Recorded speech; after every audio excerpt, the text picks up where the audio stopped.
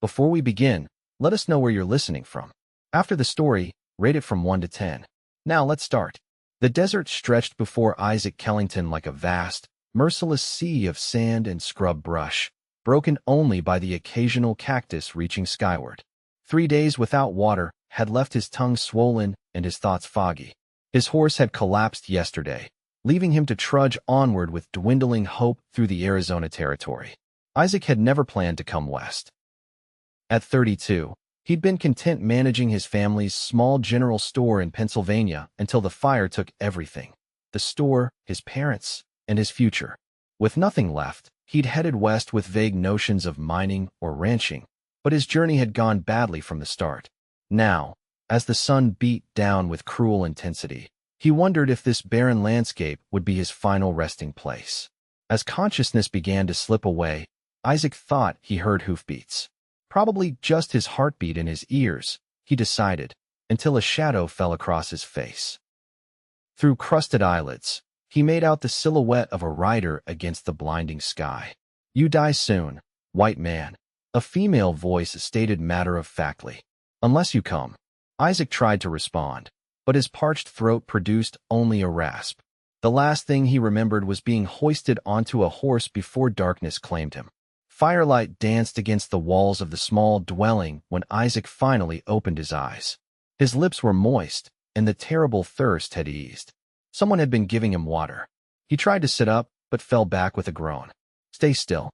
You are weak." The voice was soft but firm, with an accent he couldn't place.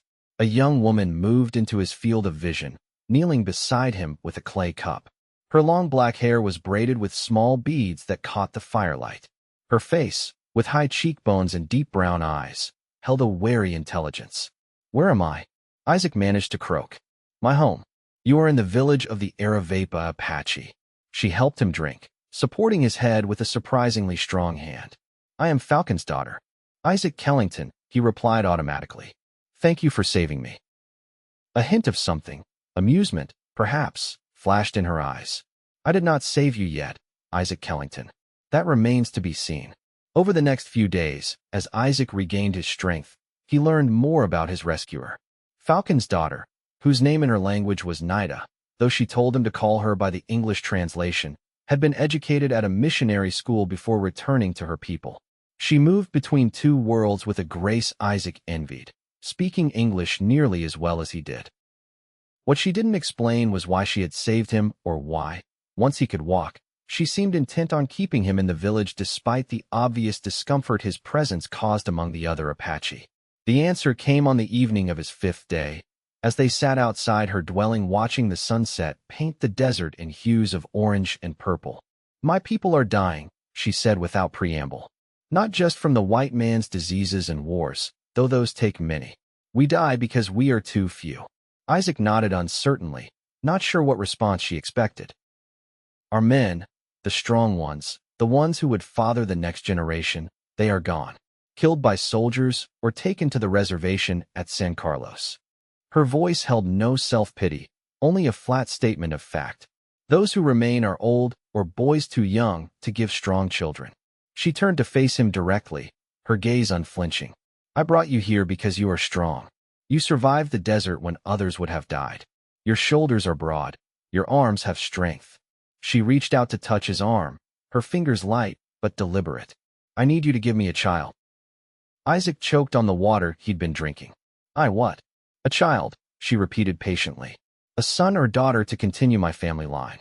In return, I will ensure you leave our territory safely, with enough supplies to reach the white settlements." "You can't be serious," Isaac sputtered, though her expression told him she was entirely earnest. "That's not. People don't just. Do white women not choose fathers for their children based on strength and health?"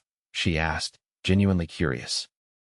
"Well, yes, but there's usually marriage involved, and love, and—" Isaac stopped, realizing how ridiculous his protests must sound to her. "Look, I'm grateful you saved my life, but I can't just."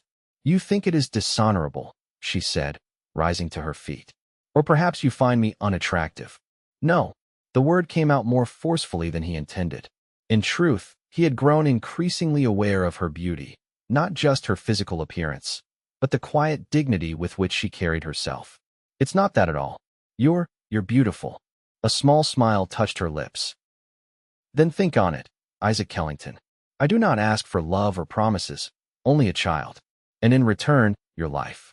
With that, she walked away, leaving Isaac to contemplate an offer unlike any he'd ever received.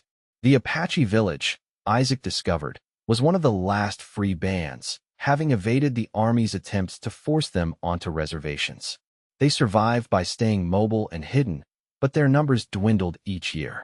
The elders, including Falcon's daughter's grandmother, a formidable woman named Bright Star, watched Isaac with a mixture of hostility and calculation.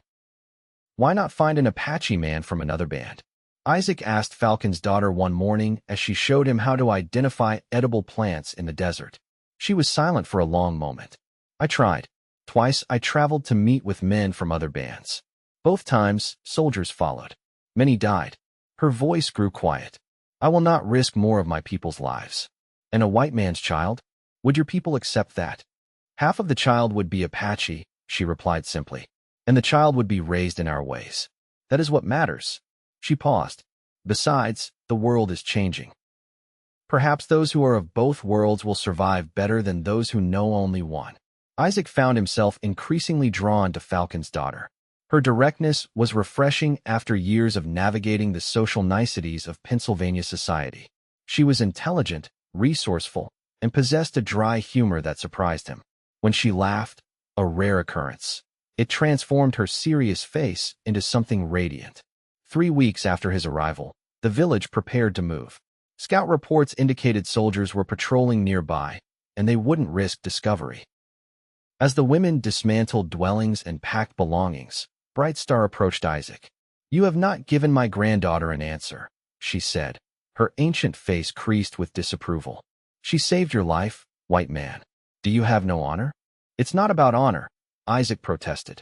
Where I come from, children are born from marriage, from commitment. The old woman snorted. And does your way serve women better? I have heard of white women trapped with cruel husbands, bearing child after child until they die young. She thumped her chest. My granddaughter is a daughter of chiefs. She chooses for herself, as our women have always done. She chooses you. Her eyes narrowed. Unless you are not man enough. That evening, as the tribe prepared for departure at dawn, Isaac sought out Falcon's daughter. He found her by a small spring, filling water pouches. I've been thinking about your proposal, he said without preamble. She continued her work, not looking up. And I can't just father a child and leave, never knowing them. Now she did look up, her expression guarded. What are you saying? I'm saying that if I give you a child, I want to be part of its life. I want to stay. Falcon's daughter set down the water pouch, studying him with those unfathomable dark eyes. Why would you choose this life? It is hard, dangerous. Your own people hunt us. They're not my people, Isaac said quietly. Not anymore. I have nothing to go back to. And what of me? She asked. You speak of the child, but say nothing of its mother. Isaac stepped closer, his heart pounding. I say nothing because I don't know what you want. You asked for a child, not a husband. And if I wanted both? Her voice was barely above a whisper. Then I would say you honor me beyond what I deserve. She reached up, touching his face with a gentleness that contrasted with her usual pragmatism. You do not know our ways. I can learn. My people may never fully accept you. I'm willing to take that chance. For the first time since he'd met her, uncertainty showed in her eyes. And what of love, Isaac Kellington? You spoke of marriage born from love. He covered her hand with his own. I think love can grow, Falcon's daughter. I think it already has, at least for me. Her smile, when it came, was like the desert sunrise, subtle at first, then gloriously bright. Then we will see what grows between us, as we work to save my people. Their marriage ceremony took place that night, a simple affair conducted by Bright Star. The old woman seemed pleased, though she warned Isaac sternly that if he ever betrayed her granddaughter, she would personally ensure he regretted it for the brief remainder of his life. The tribe's journey took them deeper into the mountains, to a hidden valley where natural caves and dense vegetation provided protection. Life was hard but rewarding in ways Isaac had never experienced. He learned to hunt in the Apache way, moving silently through the desert, reading tracks and signs. He learned their language, their stories, their ways of seeing the world. Not everyone accepted him. Some of the older men, in particular, remained hostile, viewing him as an intruder, or worse, a spy. But gradually, as months passed and Isaac proved his loyalty through actions rather than words, even the most suspicious began to treat him with grudging respect. And through it all, his relationship with Falcon's daughter deepened. What had begun as a pragmatic arrangement blossomed into genuine love. She taught him to survive in the harsh desert environment, and he shared with her the knowledge of the white world that might help her people navigate the changes coming. Winter came and went, and with spring, Falcon's daughter announced she was with child. The news brought celebration to the small band. A new life represented hope for their future. But that future was threatened when, in her 7th month, riders brought news that soldiers had captured several members of their tribe who had been hunting. Among them was Sky Walker, Falcon's daughter's younger brother, barely 16. "They will take them to Fort Grant," said the messenger, his face grim. "From there to the reservation. Or hang them," added another rider bitterly. "They need no reason to kill Apache." That night, the tribe's leaders gathered to discuss their options. Some advocated attacking the fort, a suicidal mission given their numbers. Others suggested trying to negotiate, though past attempts had ended in betrayal. Isaac listened silently until all had spoken. Then he rose. "I can go to Fort Grant," he said. "As a white man, they'll listen to me." Protests erupted immediately. "They will arrest you for living with Apache. They will hang you as a traitor." "Not if they don't know who I am," Isaac countered. "I'll say I'm a prospector. I'll claim I saw the prisoners being taken and recognized one as a boy who once helped me when I was lost." He turned to Falcon's daughter, whose face remained impassive though he could read the fear in her eyes. "It's worth trying." After much debate, the plan was approved. Isaac would travel to Fort Grant with the tribe's best horses as potential payment for the prisoner's release.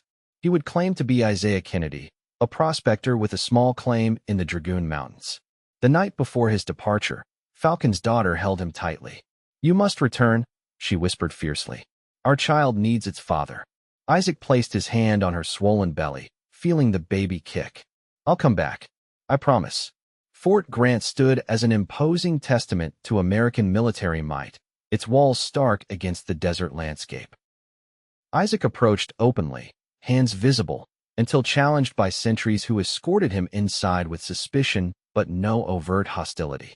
Captain James Thornton, the fort's commander, received Isaac in his office, a sparse room whose only decoration was a large map of the territory with red pins marking Apache sightings. "Mr. Kennedy," Thornton said, not bothering to rise from behind his desk. "You claim an interest in some Apache prisoners?" "Yes, sir," Isaac replied, adopting the deferential tone he'd rehearsed. "One of them, a boy, helped me last year when I lost my way in the mountains. Shared food, showed me water. Seemed a decent sort for an Indian. Didn't seem right not to speak up, given the circumstances." Thornton's eyes narrowed. "Most prospectors I know would sooner shoot an Apache than thank one." Isaac shrugged. "My mother was Quaker, sir. Some teachings stick. And you're offering horses in exchange for these prisoners?" "For the boy, yes. Fine horses.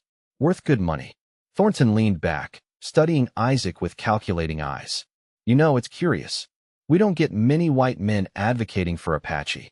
In fact, the last one we did."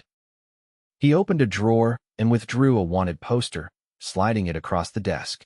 Isaac's heart sank as he saw a crude sketch of his own face staring back at him. "Isaac Kellington," Thornton read. "Suspected of providing aid to hostile Apache bands. Possibly involved in attacks on settlers." He looked up, his hand moving to the pistol at his side.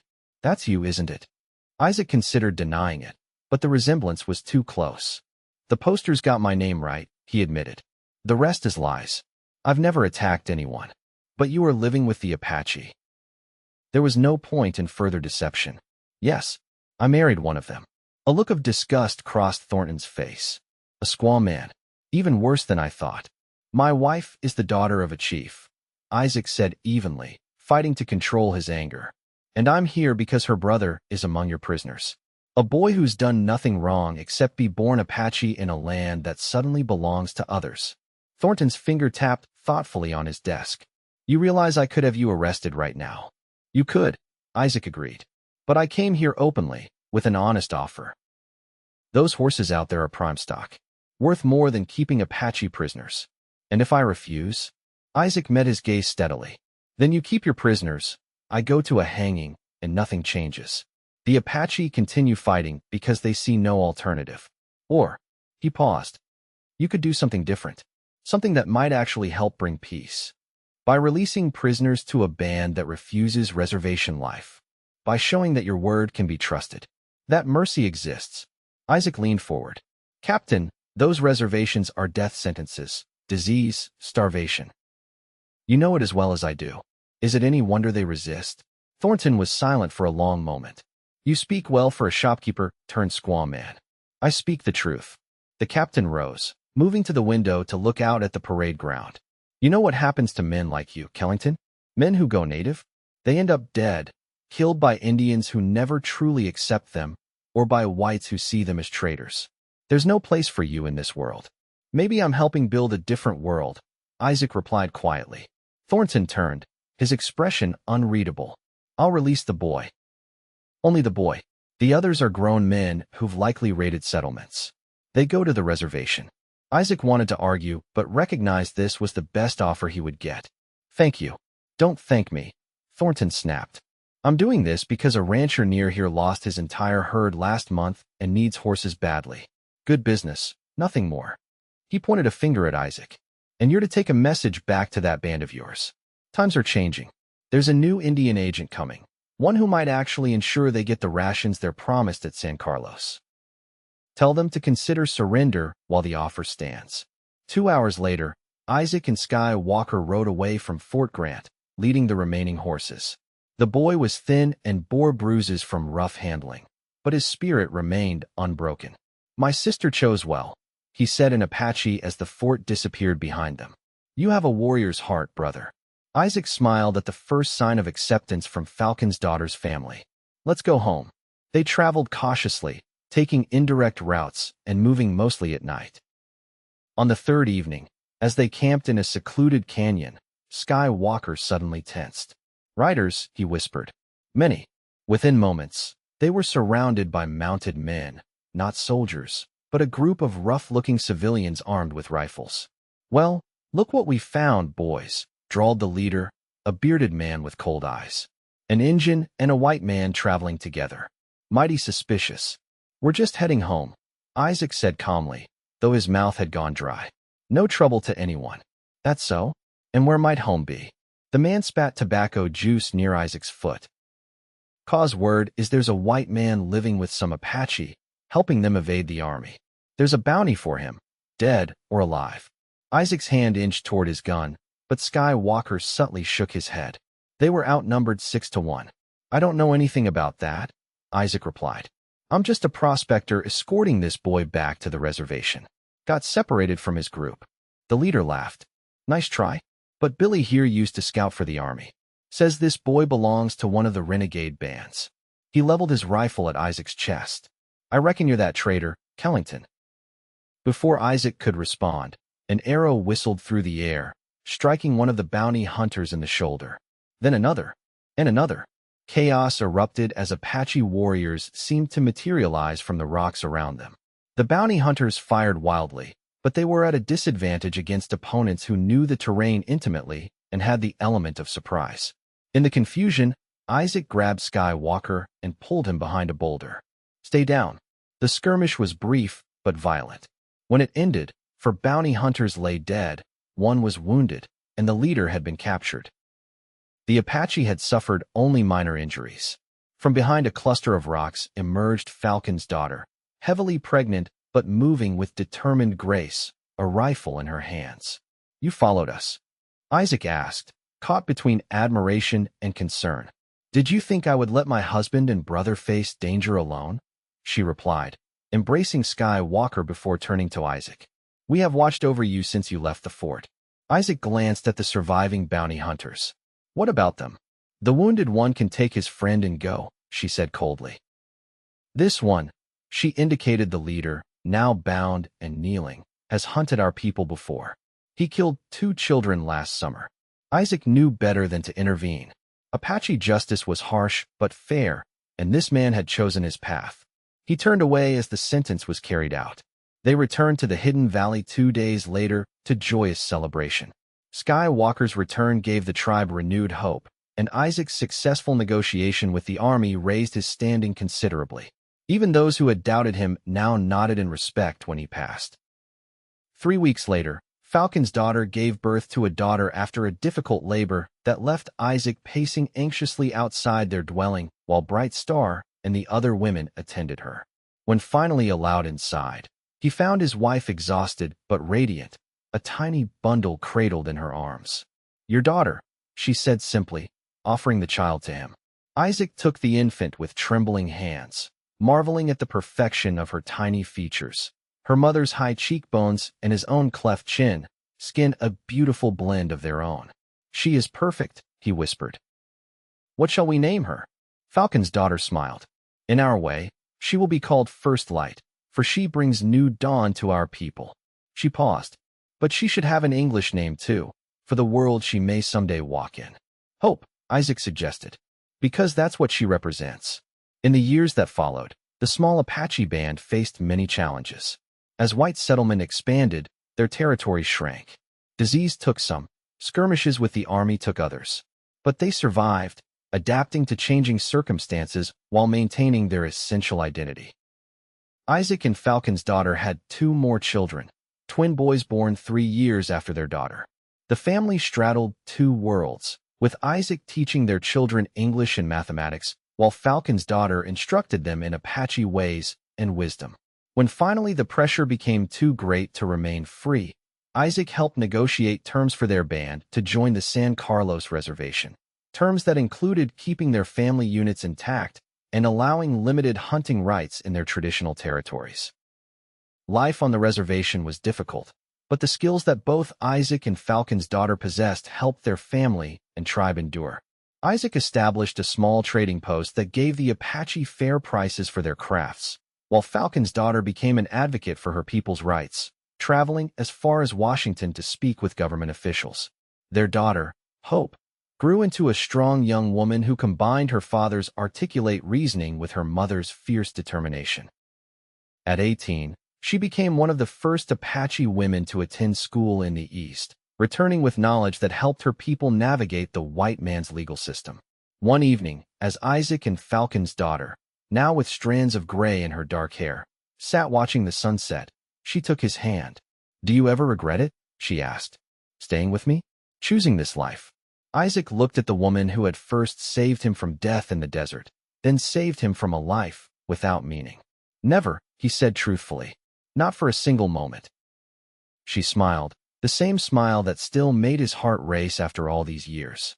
"I asked for a strong child to save my tribe," she said softly. "I did not expect to find a partner for my soul as well." Isaac squeezed her hand. "Sometimes the desert gives us not what we ask for, but what we need." As night fell over the reservation, they remained together, 2 people from different worlds who had created something new and enduring, a bridge between cultures, a family of strength, and a love that had defied all expectations.